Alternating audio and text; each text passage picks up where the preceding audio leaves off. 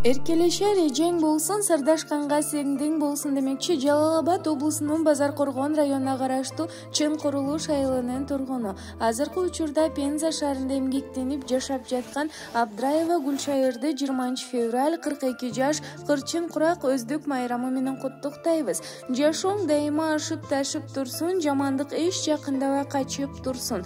Кыйырсыз сапарың узак болуп, кылым жаш эшиктерин ачып турсун. Ар дайым ырсын мақта жүрүп, өмүрдүн узагын сүрүп, бакубат бактылуу турмуштун рахатын көрүп дайыма бар бол деп Москва шаарынан эжеси Гүлжан куттуктайт. Жашоодо кымбатым алтындай бир тууганым, ар дайым амандык жараткандан сурарым. Сый менен толтуруп тагдырдым бул барагын, сырдашып сен менен сыймыктанып бүгүн турамын.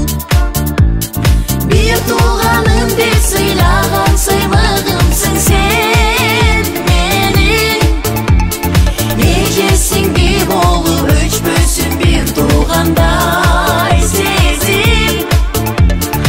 Ырдайлы шаң кылып жашоонун бир келген мезгили, бир тууганым асылым таянар сен менин.